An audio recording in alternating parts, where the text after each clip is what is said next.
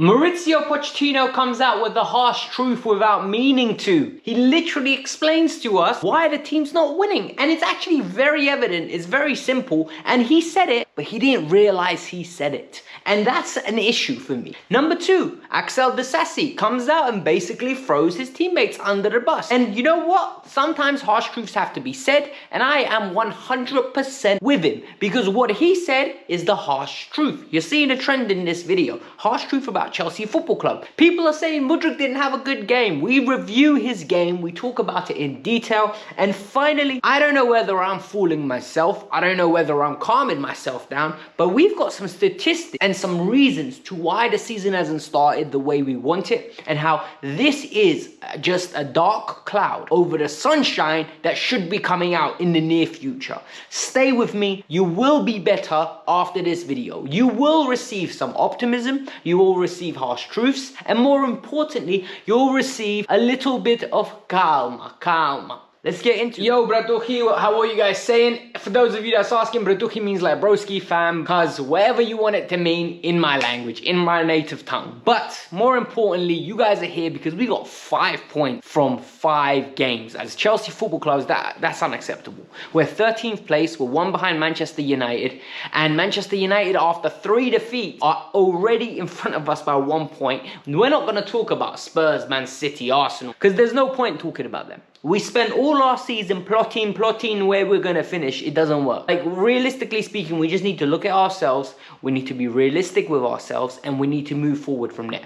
So before we get started, I need you lot to do me a massive favor. I had an exam this morning. I'm absolutely shattered, but I'm still making a video to make sure you lot have your Chelsea nutrition for the day. Hit the like button. I want 1,000 likes, and subscribe if you're new. Clearly, you're enjoying what you're seeing. Clearly, you watched my video yesterday, the match review, and I was fuming, and you most probably had a good chuckle out of it. So subscribe, like the video, let's move on with the story. In the press conference, Mauricio Pochettino was sitting, and by the way, he's aging quicker than the speed of light in this job. When he first came, he looked refreshed, he had a tan, he was happy, he literally looked like a man oozing confidence. 5 games into the season, the guy's got a grey beard, he's absolutely looks exhausted, and he looks lethargic. Signs that of a manager that's about to lose his job. I really hope he's not, because Pochettino is not the issue. Pochettino's made mistakes, and I've said this on many occasions. He's made mistakes. I called him out yesterday for it. He's not the issue.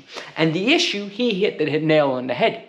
He said him and Thiago were talking after the game, and Thiago was getting extremely frustrated with his teammates because some of the attackers and the defenders were literally breaking the shape of the team.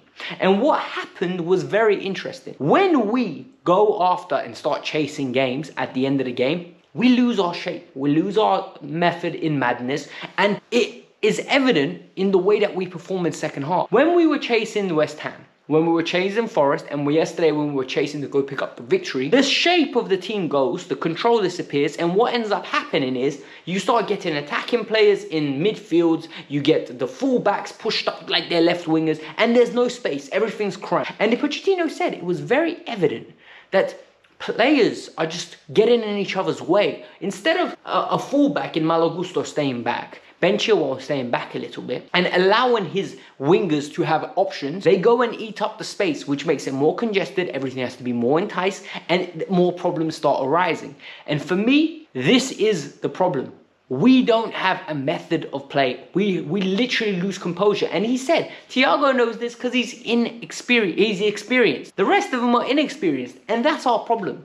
This is what happens when you have a young squad. You're going to go with peaks and troughs. You're going to go with droughts. And then you're going to go with purple patches. Jackson could easily go on a runway, scores 6 goals in 4 games. And then go on a runway, scores 0 goals in 9 games. That is something that can happen because he's 22 years old and he's learning his trade. It was absolutely evident by our performance yesterday. The kids did not know what they were doing. And the issue is, we have a team full of kids. Then Disasi came out. And this was very telling, right? When Axel Disasi comes out and says what he says, for me, it's a problem. Because this is what the defenders are thinking in the team. He said our team needs to be have more killers. And it's a fact. Look, yesterday, we should have won that game. And when I say we should have won that game, Raheem Sterling, 2 opportunities and a free kick. Conor Gallagher, 2 opportunities. Jackson hits the post, 1 hits his face. And then there were many opportunities where Colwell runs into the box, picks the wrong pass. Gusto runs into a good position, picks the wrong pass. Chilwell runs in a good position,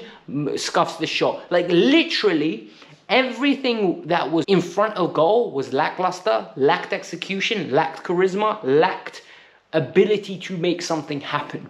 And Disasi is spot on. We are keeping clean sheets. We looked good defensively, right? And offensively, we're lacking. And the reason, in my opinion, we are lacking is because of lack of end product. Let's look at it this way. Attack-wise, we're top 5 in the league. We are top 5 in the league for an attack, for creating. We created 10.64 XG. This tells us that we get into the positions, but we don't finish. We've got the second worst differential in the league for actual goals versus expected goals. Our expected goals are 5 worse. 5 worse than we are actually scoring. Or 5 better, sorry, than we are actually scoring. We should be on around about 11 goals. We're on 5. It's because we missed chances. Cole Palmer's chance yesterday has to go in. Cole Palmer going through one-on-one. Shoot, bro. You got brought in because you're a shooter. Nope, overhits the pass to Reece James. Open your body out, curl it in, big man. Come on. You've got the ability, but he's young. He doesn't have the confidence to do what is asked of him. Then you start looking at the defense. And this is where Disasi's spot on. We're defensively great. We've conceded 5 goals. We're expected to concede 5.95. We are limiting teams to minimal opportunities. We are controlling games with the ball. We are controlling games without the ball. Our issues arise when we need to create opportunities, and we don't do that. And that's a problem for me. And it's a problem that needs to be resolved. And the only way it gets resolved is with more experience. What I found very evident yesterday, and it's the harsh truth around Chelsea Football Club at this moment in time, scapegoats are going to be looked for now. I personally think Mikhailo Mudryk had a good game. A lot of people said Mudryk was useless. I think you need to watch the game. All right, because the reason I say you need to go back and watch the game is because when Mudryk was involved, and when we actually actively made an attempt to bring him into the pitch, he created 2 great opportunities, and goals should have come from him creating those opportunities.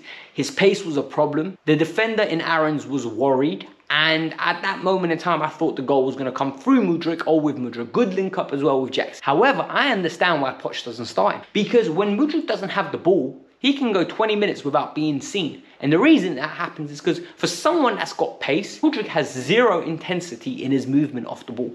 Mudryk's intensity off the ball is non-existent. He doesn't run in behind. He doesn't threaten to run in behind. He doesn't stretch to play. It's a lack of IQ or football match experience, which makes sense. The kid's hardly played football. Young problem. Once again, all our problems always come back to this team is inexperienced.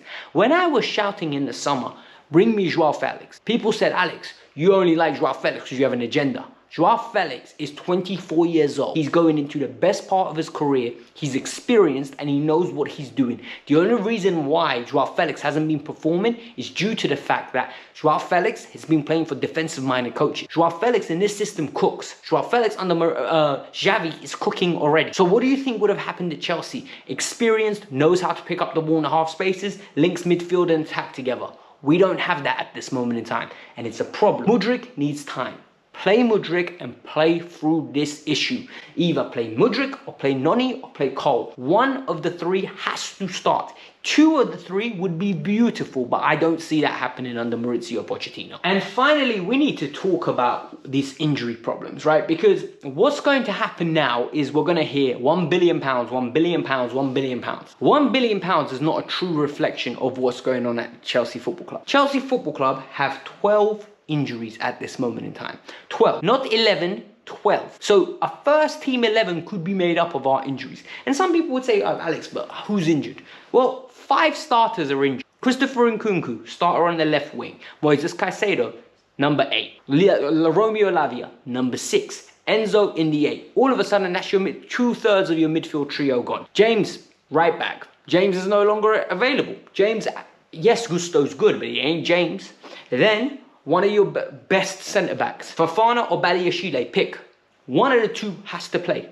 One of the 2 should be partnering Levi Colwell or Thiago Silva. One of them's not playing. Then you start looking at the bench option. Noni Madueke, not available. Armando Broja, not available. He would be playing because one of the things we know for a fact is that Armando Broja would be challenging Nicholas Jackson. You got Cucurella, you got Chukwuemeka, and you've got Chalobah. All of a sudden, that's 5 bench players that aren't playing. You bring in one of Badiashile or Fofana, who one of them's a starter, one of them's a bench player. That's up. And we got Bettinelli injured. 3rd choice keeper. No one really cares about that. But the injury problems are massive, and Poch is doing the best he can with an inexperienced squad.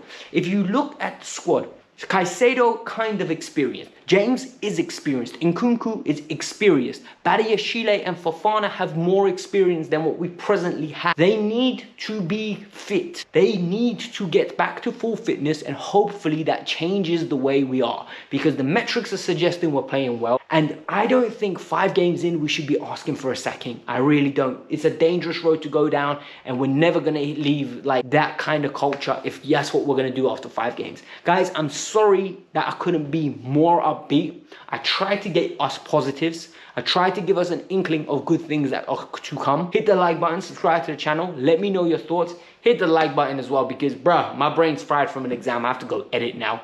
Peace out. I'm out. Have a nice day. Bye.